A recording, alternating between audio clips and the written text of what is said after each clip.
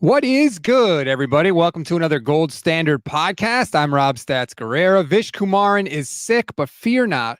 We have dipped into the well of 49ers reporters and content creators. And here on this Labor Day, on a holiday, no less, is Jack Hammer. Jack, thanks so much for filling in for Vish today. No, absolutely. Thanks for reaching out to me, Rob. Glad we could do it again. Yes. No, I wanted to go earlier, but truth be told, Jack told me he had some things around the house to take care of.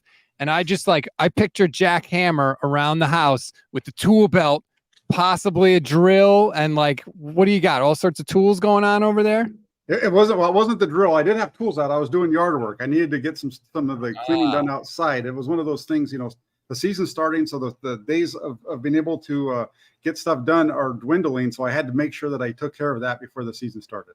Yeah, those days are over. It's the first official game week, Jack. No more work around the house. There is only football for everyone, seemingly, except Nick Bosa, who remains conspicuously absent from the 49ers. And I want my pound of flesh, Jack. Tell me who is responsible for this. Give me their names. Bring them to me right now. Why isn't Nick Bosa signed? It's got to be the 49er side. You know where I think where Bosa wants to go. I think it's the $34-35 million, right in that range. You look at the deals that his agent has done in the past, and they're usually about 8 to 10% higher than the top of the market. You look at right now, Aaron Donald, excuse me, set that market at a little over $31 million. So you look at the increase, that means it should be about 34.5 to 35. And it's got to be coming from the 49ers at this point. I think it's this discussion and what this contract's going to look like has been talked about for not even just this off season. We're going on like 2 off seasons of this discussion. And the numbers have been known. The 49ers said that they put the money aside, that they put in. And so it's got to be coming from them, though. I think there's something on their side that they're not going all the way out. And it's hurting. It's going to hurt them if he's not ready to go. This is so frustrating because, like you just said, John Lynch literally told us, hey, it's been budgeted for. We're good. They joked about it. And yet, how could we possibly be here? Why? It's a failure to me by the 49ers. And I know that they want to, try and save every penny they can and all this stuff. But when you spend all offseason telling me that you are in a Super Bowl window, and we can't wait for Trey Lance to develop, and we got to do this and we got to do that. It's our window now. And then your best defensive player, the reigning defensive player of the year, is not signed days before the first game of the season. That doesn't make sense to me. No, this is one of those, it needs to get done. And I was thinking about this, it kind of reminds me a little bit of the last time we've seen a player of this type miss the beginning of the season, that where it really was a team that like Super Bowl bound, would have been the Dallas Cowboys. I think it was 95 with Emmitt Smith, where they didn't get him signed. It took a couple of weeks into the season before they got him signed. And I think that's the direction that this is heading, because I thought that this deal was going to get done by yesterday. I felt like he'd be on the field today. He wasn't. And so right now, everything is pointing to him missing at least this week's game, probably the first couple. And the Farmers are in, I think they need him. And you look at this whole situation, the 49ers, I've said this a number of times, the 49ers need Nick Bosa way more than he needs them. 1,000%. Andre says, sign him already. What are these morons trying to prove? Also, Will SCH says, our window became a whole lot smaller without Bosa. The Niners like to win these negotiations, and I just think that this is not a case. The win is just getting him signed. The saving like an extra $1 million a year or whatever, there are some players you just don't do that with, and he's one of them. Without him, they have no pass rush from the edge. Nothing. I agree. No, without him, they don't have, they have a really good team, but they have good edge rushers, but he's the linchpin of that whole thing, because the other guys are all kind of rotational type of players. You're going to get stuff from them, but they're not starting caliber guys. Drake Jackson, if you put Drake Jackson and Clown Fur out there, that's an okay group if you're rotating them in that way. But having those guys along with Austin Bryant and Kerry Hyder Jr. is your likely 4 guys on the edge going into week 1. That doesn't really incite a whole lot of confidence, at least for me. I don't want to get away from the Bosa talk, but what is happening there? Oh, so what animal is in the background? There's some creature It's a making bird. noise. It's like a zoo out here. You can see all the bushes behind me. They got a bird up there. He's mad about something right now. He wants Bosa signed. I think it's pretty clear. Yes. Kane Crouch says, bunch of doomers in here. Am I supposed to be happy that Nick Bosa's not signed? Like, that's the thing, Jack. There's no reason for it to come down to the wire like this. They had all off season, and I would love to ask John Lynch, when did you actually begin discussions on this thing? Because I think there's an impression among a lot of 49er fans that they generally wait until around July, August, until camp to really get into these discussions. I don't know if that's the case, but if it is, then the Niners have egg all over their face. Yeah, I highly doubt that that's when it starts. I think it starts right after the season in February, March. You go back and they had a really contentious negotiation with George Kittle. We didn't really hear about it until after it was done, but it was, the way that they do their business can drive some, it's weird. I understand you come in low to get to the spot, but I mean, this is one of those deals where it's, what the number is. All you're doing is fighting against yourself because he's not going to take anything less than he believes he's worth. And I think that's the biggest thing here. And that goes with, it all comes back and kind of asks, like, who do we blame? If we're going to blame somebody on the 49er side, I think you really got to start by looking at Parag Marathe, because he's the one guy that's been doing this for a while. And if you go back to the Trent Williams deal, Parag, it ended up being where Trent told Kyle, hey, go get this done. I want to play for you, but they're not giving me what I'm going to sign for. And then you have, Kyle Shanahan go in and get it done. And right now that's not happening. And it kind of makes me wonder if the Trey Lance thing has anything to do with it. I know some people have speculated that there might be a little bit of a timeout, from ownership on Lynch and Shanahan as a result of everything that went on there. Oh, what do you mean by that? I want to unpack that a little bit. Well, because, they went to Jed York, and they're the ones that convinced Jed York that it was going to be a smart football decision to trade 3 first-round picks and a third-round pick for a quarterback who then played 8 games for your organization. You paid him $27 million. You got nothing for that. That's a lot of money for them. For the return on investment. If you're Jed York's fine with spending money, especially if it's going to pay off. But when it doesn't pay off, then you might say, maybe I'm not going to let those guys just railroad me quite like I would have in the past. That's just a guess on my part. It just seems like you're dealing with the second most important position on your team, and this is a bad move on their part. Nick says Bosa misses this game and pass rush doesn't show up. He gets even more leverage. I wonder how many games it will take before they get it done.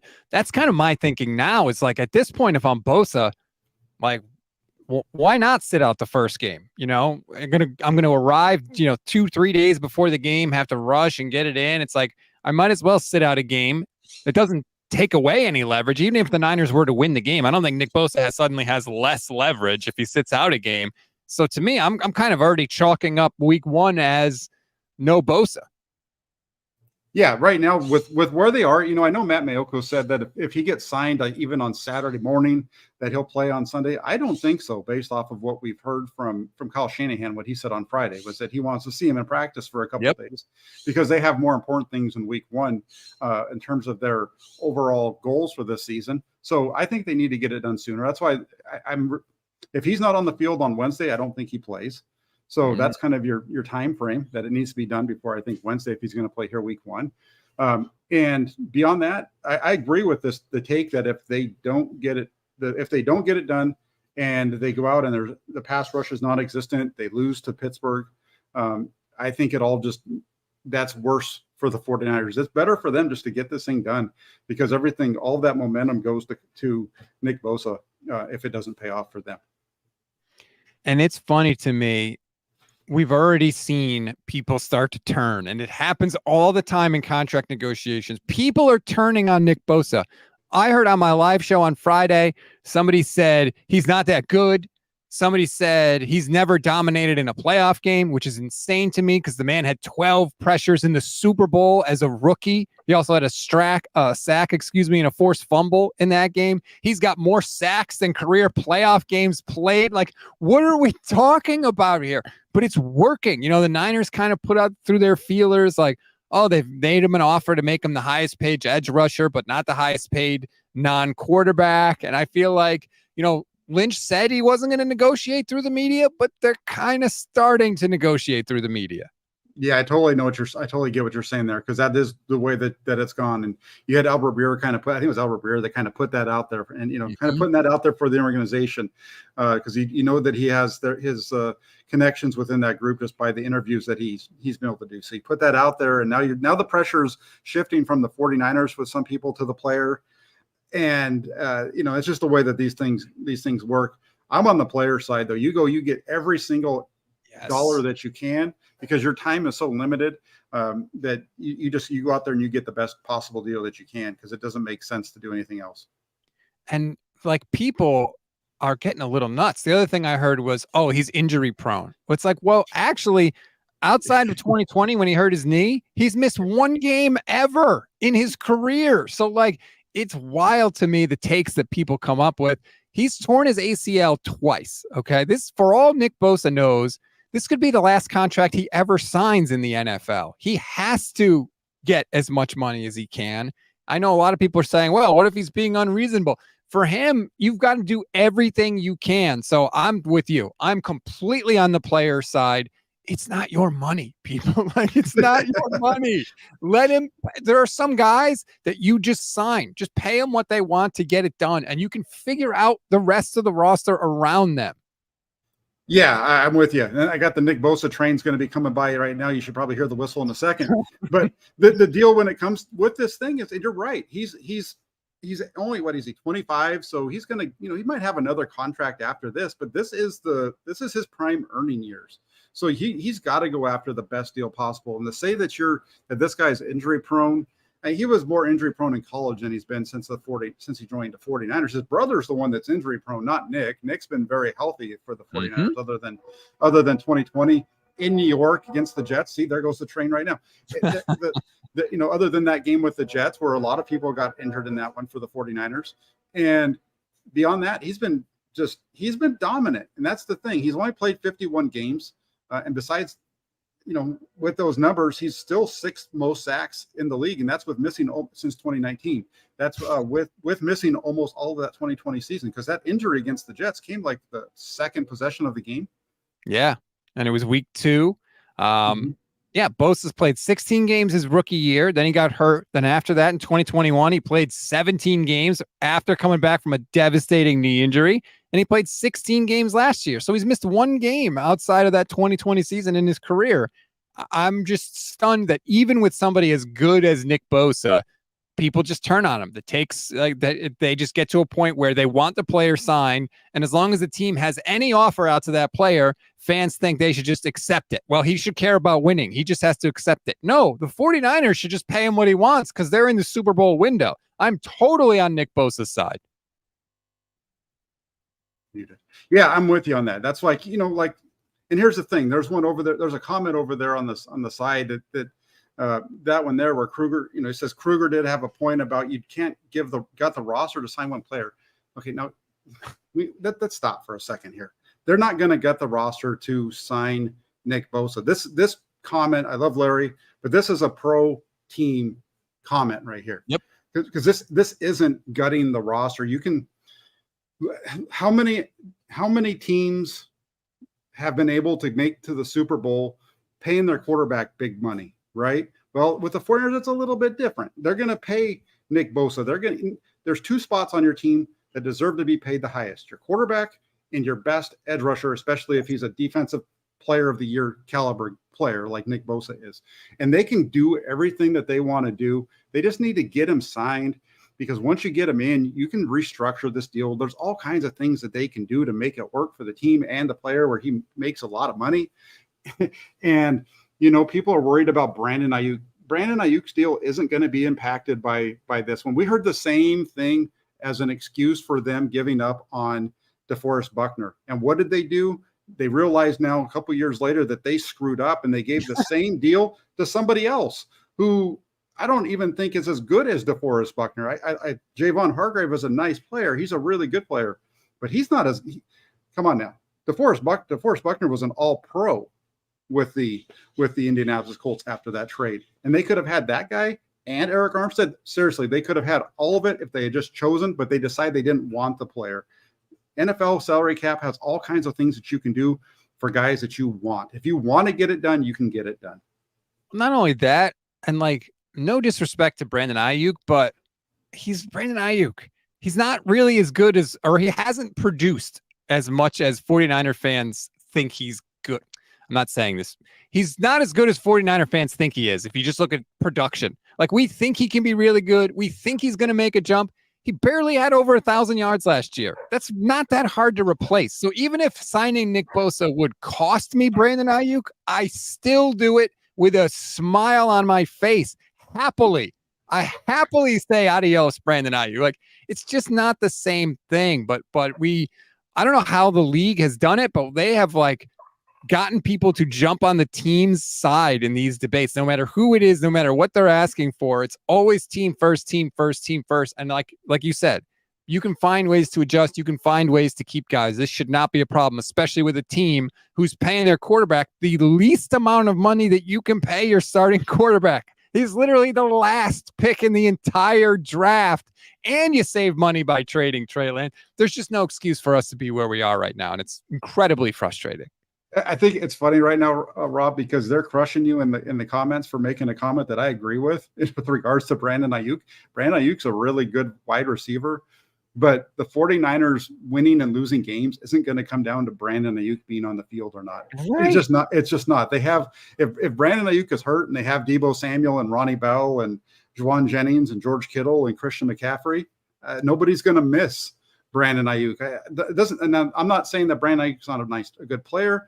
I like what he does as a receiver. I think he's really good. He's a good run blocker, but there's a lot of those types of players in the NFL. And I think we're just overestimating a little bit the impact that Brandon Ayuk has on this team. Yeah, I think that 49ers fans think he's better than he's produced. And I get it. Like, he's probably been held back by the quarterback play. I'm putting his numbers on the screen right now if you're watching on YouTube. He's got 1,000-yard season where he's barely over 1,000 yards. He had a career high in touchdowns last year with 8. That's a very good season.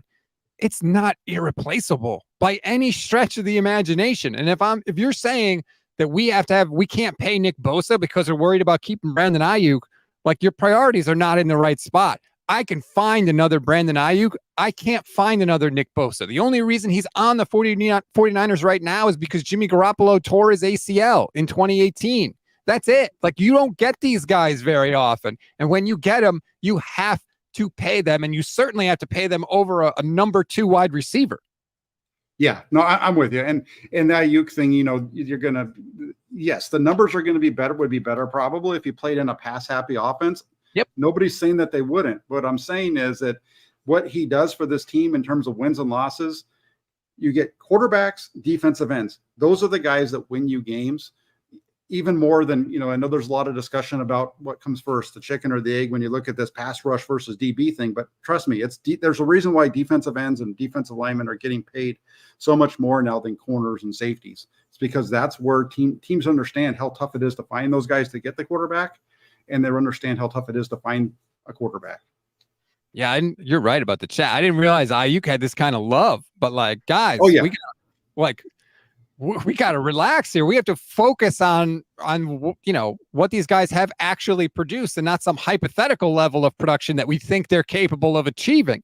And I agree with you, Jack. I think if Ayuk was on like the Dolphins or the Chiefs, I think he would put up incredible numbers, but he's not. He's on the 49ers. And for what he's done for the 49ers, you don't let that stand in the way of a Nick Bosa contract. That's all I'm saying.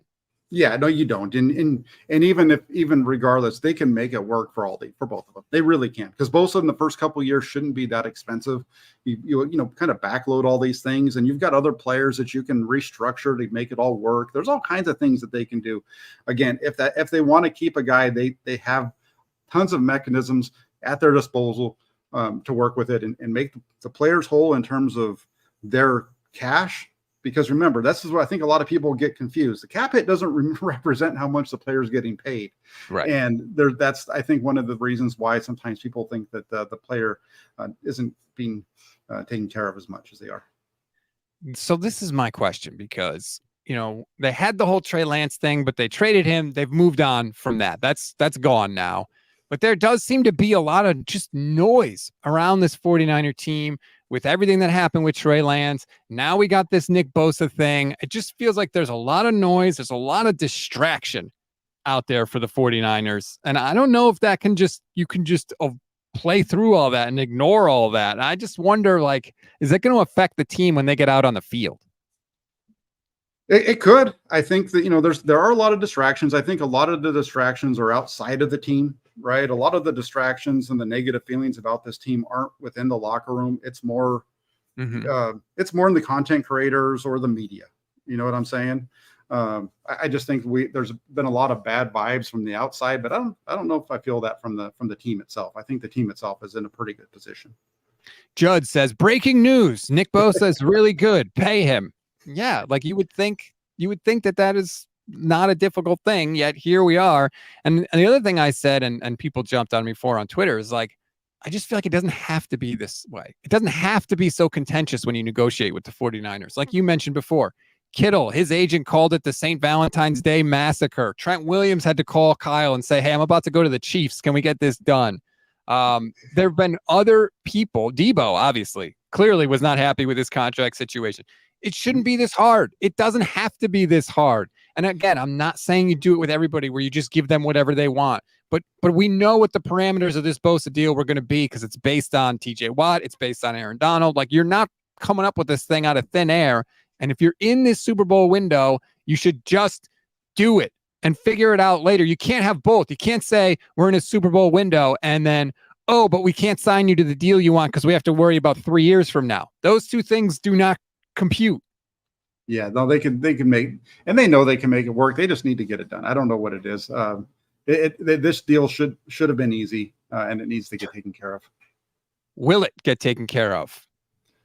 It's not going to get taken care of in time for week 1 at this point. I don't think it's just dragging on too long because week 1 again. If he's going to play week 1, it needs to be done by Wednesday morning before practice. That bothers me. I don't need Nick Bosa in week 2. And have you seen the 49ers schedule? It's kind of easy after week 1. Let me throw it up on the screen really quickly. The Rams, you don't need Nick Bosa against the Rams. You're gonna boat race them. You're gonna whoop the Giants. You're gonna whoop the Cardinals. I almost wonder if does Bosa's camp look at week 5 against the Cowboys, NFC game. Obviously, we know the history with the Cowboys the last 2 years in the playoffs. Maybe do they say I'm not missing any more after week 5. That's when I need to be back. Maybe that's the time where they, look at that as the actual deadline. I think with Nick Bosa's camp, they're just like, hey, look, if I'm not making this number, then I'm not showing up. And I really think it's that easy to look at. And we've been going back and forth with this discussion, not here, but just, over the last couple of months. Really, and even more so over the last couple of weeks. And it's one day it's positive, the next day it's negative. And when are they going to sign him? At this point, I'm almost starting to lose any kind of faith that it's going to get done early. Baldwin Blues says the 49ers shot callers have big egos. They're not going to let Bosa and his agent bully them. I mean, ego definitely enters into this thing for sure. We know Parag likes to win the deals. I don't know. I think Kyle just is he just wants his guy there because that's all he cares about. I don't know with John Lynch, how involved is John Lynch in these things? Does he just kind of leave it to Parag or does his ego enter into this? It seems like they, for the most part, there's some back and forth communication, but the numbers are all coming from Parag and that group. And then they're kind of they're the guys that are doing the work. And John seems to be kind of the go-between. At least that's the vibe that I get when you listen to the discussions that we've heard. And you're right, in terms of how contentious all this stuff has been. It's wild that, all these deals are so tough. Fred Warner is I think the one where we really didn't hear anything about. Even Fred Warner is hey, they're just going to do their thing. And, I think it's this, I think Bosa's kind of like Warner in that he just feels like it's going to get done when it gets done, and I'm going to be quiet about it. I'm going to be professional about it. But it's got to be frustrating for him. There's no reason to have it so frustrating, I think. No reason it has to be this way. I said that the 49ers only had a couple of things to do this offseason. One was figure out what the heck was going on with the quarterbacks. For better or worse, they've done that. It's clearly Brock Purdy. Trey Lance is gone. So that's off your to-do list. You didn't get anybody at right tackle, so you're going in with Colton McKivitz. I don't love that. And Bosa was the last thing on the list. I shouldn't say last, but he was the third thing on the list. And it's still not done. So it's like, what were you doing this offseason, guys? It's kind of annoying. Yeah, no, it is. And they need to, I don't know. They just need to wrap it up. I'm not sure exactly where the holdup is here, but they need to get over yourself, get the deal done, and get your best player on your defense into camp. I think they have a really good team. Really good teams only go so far. I think Nick Bosa is what puts them over the top, and I think that's why they need to get him in. Dan says, Stats, you're being naive. I don't know. How am I being naive? Can you explain? I mean, I feel like I have a general idea of how the league works. It should have been done, and the Niners are being crazy. One last thing I want to say to people, because this is the other narrative I've heard, is, well, they should trade Bosa because you can save money and get a bunch of draft picks back, and you could probably get a ton for him. And my answer would be, yes, you can, but you would spend all that money and all those draft picks trying to replace Nick Bosa, trying to find a guy that's just even half as good as him, and you probably would fail while doing it. So that is not even something the 49ers should even dream about. Yeah, and that stuff works really good on Madden. And in real life, it doesn't really work, because you look at the teams that have taken that kind of route, like, we're going to trade this really good player because we're going to build up all these picks, and then we're just going to suck because we don't get the right guys. That is like Cleveland Browns 101, right? They just, that's one of the reasons why they stink, because they don't have the right, they never got it right at quarterback. And then now they have a really good pass rusher. We'll see what happens at the quarterback spot. But, you look through these teams that just aren't good. And how many of these teams had a nice player and they let him go, and then it just all fell apart? I mean, the San Francisco 49ers, anybody? 1990, what was it? 1992, when you traded away Charles Haley, what happened? He traded away your best pass rusher because you were fine everywhere else. Well, it cost you 3 Super Bowls in the next 4 years. Steve Young said, trade nothing to Dallas ever, which I loved. And look at Javon Kinlaw, right? You traded DeForest Buckner. You literally drafted a guy with that pick to replace him, and he hasn't been anywhere close to the player. He's been hurt, whatever. The point is, you had proven production at that spot. You traded it for a lottery ticket, and guess what? You didn't hit the lottery in the draft, and they had to pay Javon Hargrave now to make up for it. So that's why you don't ever want to trade Nick Bosa. Yeah, and that's it. And, real quick, let's go ahead to the super chat. There's another good one over here from Randall, too, who says, draft picks and paying his salary. Who is giving up all those draft picks plus paying his salary? If a team's going to do that, they're not going to give up a bunch of first rounds because they got to give up so much money on the back end. But this is a good one from Hiram, too. TJ Watt signed 48 hours before the season started and dominated. Why can't Bosa do that? And the title is Purdy Unrestricted. That's on That's on mine. We're going to get to Brock Purdy. Don't worry. Oh yeah. Okay. Well, we can get to Brock Purdy right now then. That's but I want to touch on this real quick. There's a difference. Okay. There's a difference between TJ Watt and Nick Bosa and how this is playing out. The difference is that TJ Watt, in that season when he signed 48 hours before the start of the season, he was in Pittsburgh. He was at training camp that entire time. He might not have been practicing with the team, but he was around the team that entire camp. So it's a different situation. Nick Bosa has been who knows where. We know at one point he was in New York, supposedly, based off of Instagram. I got to be careful with that, because at one time I said Trey Lance was in Hawaii instead of in Santa Clara, and I was wrong about that. So, those whole things. But, it's just a different situation with TJ Watt compared to Nick Bosa because of the fact that he was around. Absolutely. And look, I know that Nick Bosa is working hard and he's doing his thing, whatever, but I've still maintained you can't get ready for football without playing football and doing football. And Nick Bosa hasn't done that. And even if he plays, is he going to be 100%? Is he going to be on a snap count? It's not the same if he was around.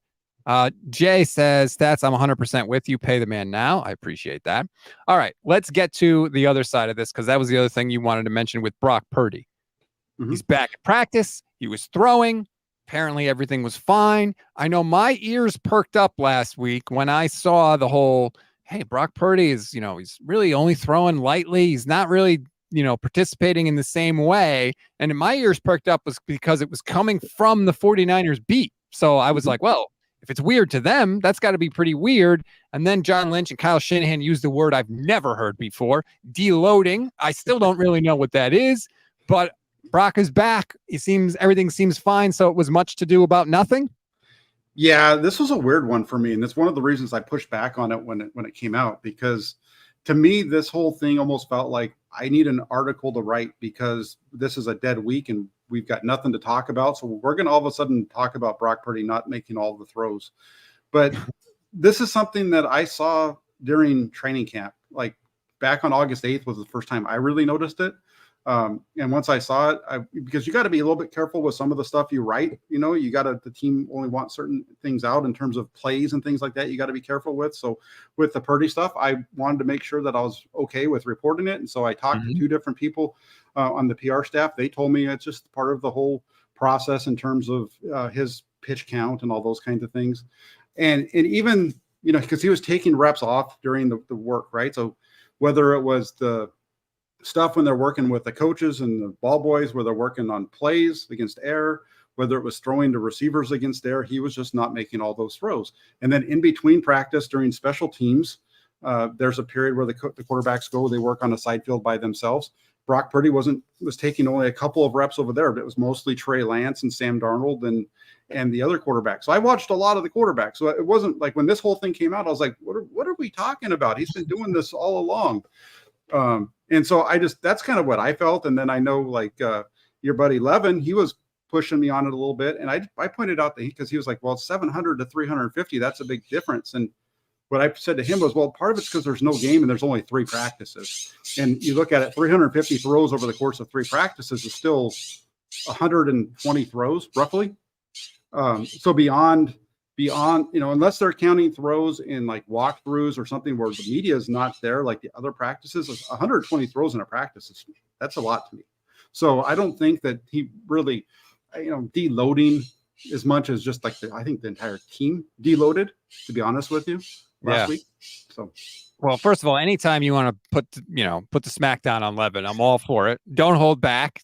Please properly put him in his place. I would very much enjoy that from afar. I'll say that. I'm glad because I definitely got nervous because I'm still kind of amazed that we're here with this Brock Purdy, that he hasn't had any setbacks, that he's been throwing as much as he's been throwing. Like, it's almost too good to be true. I feel like I'm waiting for the other shoe to drop with Brock Purdy. Yeah, that's the thing. He's been really like from day one. It's been wild how good he's been. I know you look at the numbers from his first training, practice of camp, day 2 of camp. They weren't good those first couple of practices, but the arm strength has been there from day one. That first practice is out there, a couple of deep balls down the right sideline that no holding back. And when he started to throw it deeper down the middle of the field, it was there. You know what I'm saying? It was like his arm strength. There's been so many people questioning where his arm strength is throughout this training camp. And all I've been saying is it's there. You guys aren't, just wait till you see it. It's there. He's making the deep out throws. He's making, 25-yard throws to corners. He's throwing the deep ball. He's doing everything that you would want a quarterback to do in this offense. And so, I'm looking forward to watching what he does come Sunday against Pittsburgh. Now, when you say like those throws are there, do you mean like it looks like his velocity looked last year, or are you saying like he's got sufficient pop to make those throws consistently in a game? Because I do question the arm strength. Even before he got hurt, I was a little concerned about it. No, he's making those throws. He's making, there was a lot of talk this camp by myself about how well Trey Lance was throwing the deep out because he'd struggled with it so much. And that's a throw that I've seen Brock Purdy make, is that deep out. He's gotten better at it as the training camp has gone along. His arm strength, I don't think there's any less zip on his throws from last year. Is there more? No, I don't necessarily think there's any more, but he's got plenty of arm strength. I felt like he had plenty of arm strength last year to make every throw in this offense that they asked to be made.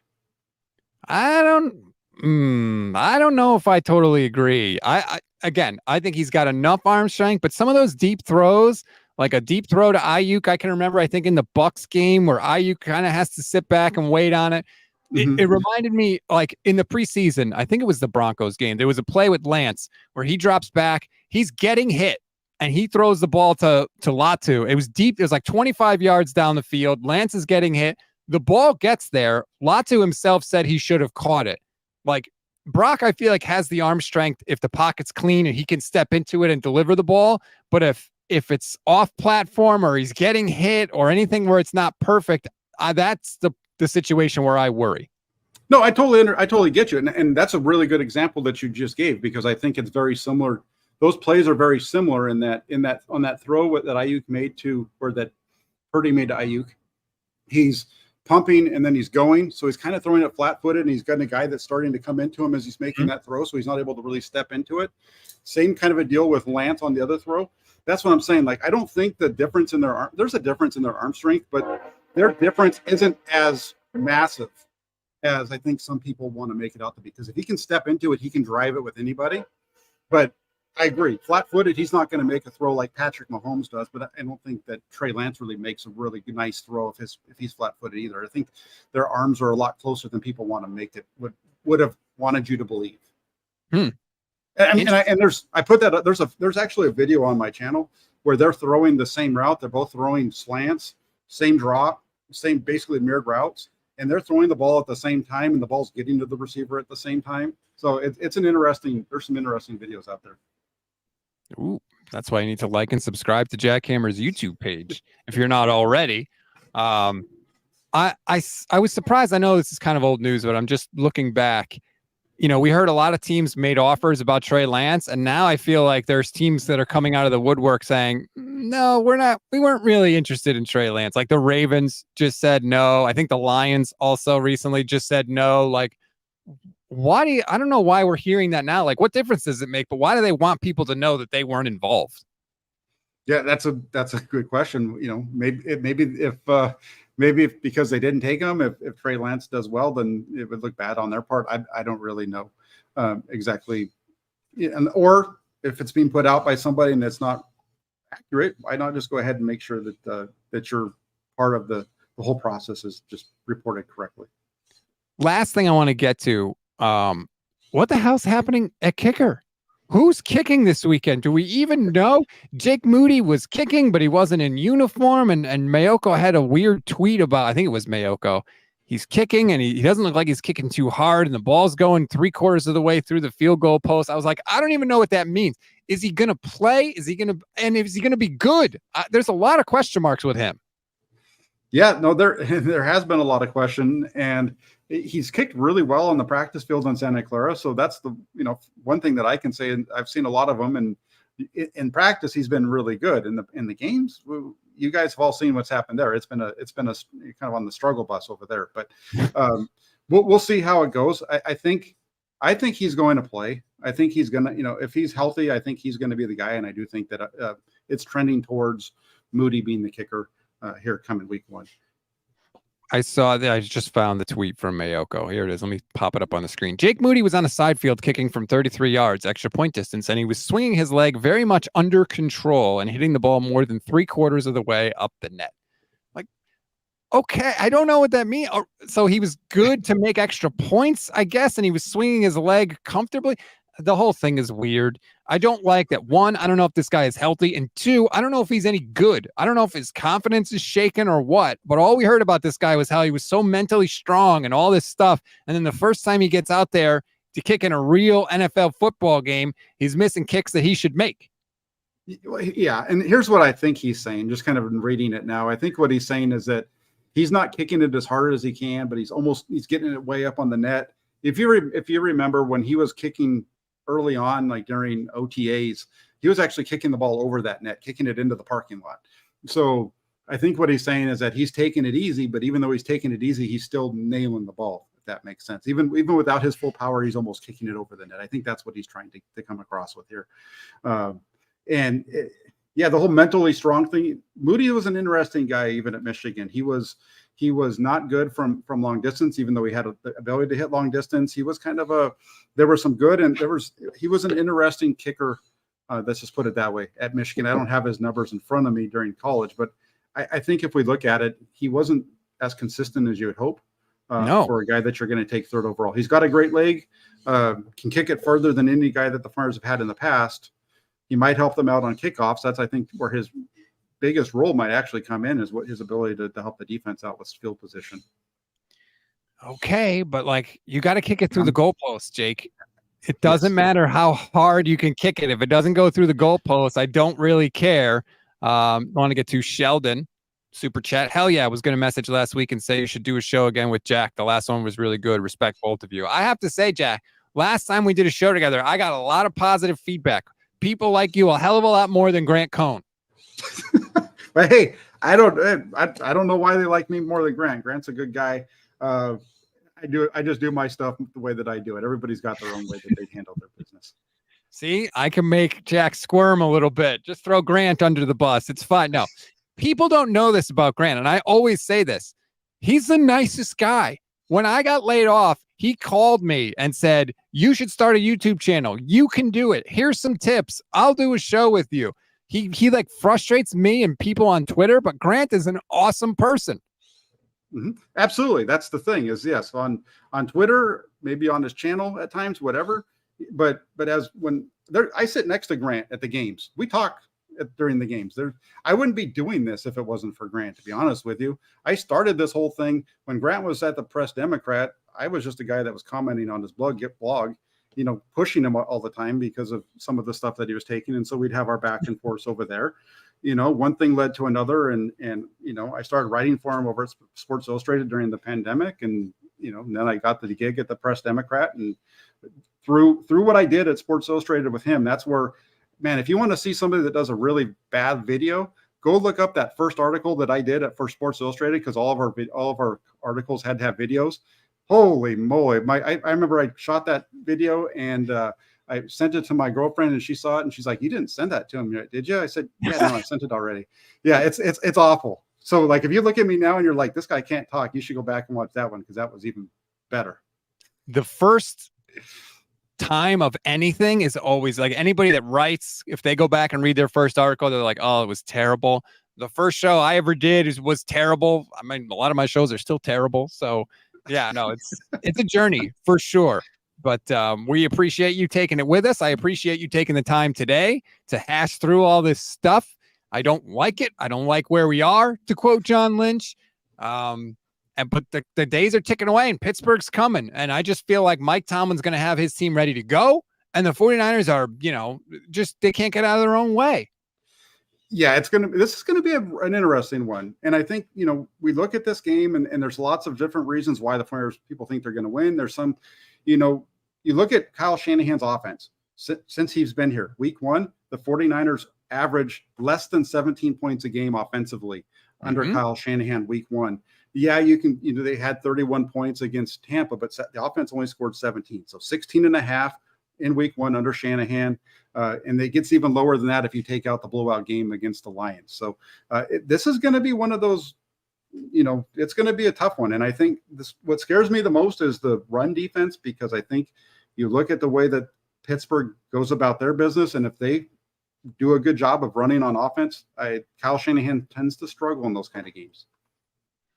I don't like it. I don't like any part of it. I don't like the Kittle's already hurt. I don't like that they had 3 off days in a row. Now they're practicing today for like an hour, and then they're off again tomorrow. Come on, people. This is not what I want to see when you start slow. And Kittle especially is concerning. He was so healthy going in the offseason. That's all we heard about how, this is the best offseason he's had health-wise, and he's hurt already. What's going on with this guy? I'm with you. I think this is going to be, I'm putting a lot of chips in this basket with Brock Purdy, because he's done everything that I've seen of him in camp. There's been some weird stuff, but I think that he's a guy that he's going to be ready to go. I think if he plays to his potential, he's going to elevate this a little bit. The offense is going to have to score more than 17 points to win this game.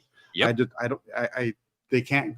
They're going to have to get into the probably 24 range at least to win on Sunday. I think they have the ability to do that, even if George Kittle isn't there, because they have Kittle's one piece of it.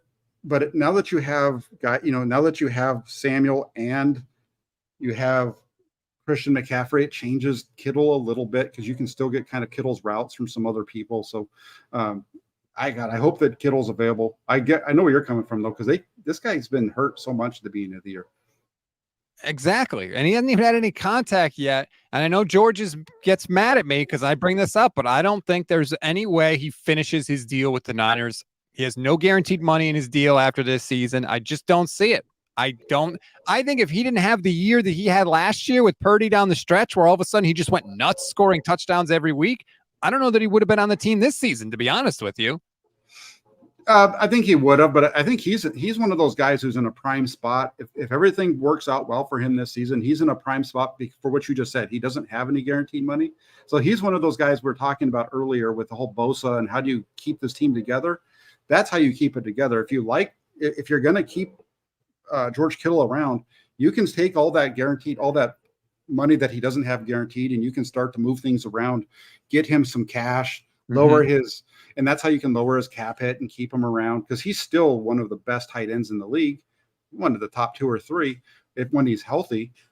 He just needs to stay healthy, and I think that's been a struggle for him, obviously. That is a lot of pressure on Brock Purdy's shoulders. 23 years old, just 8 games of NFL experience. Your tight end is banged up.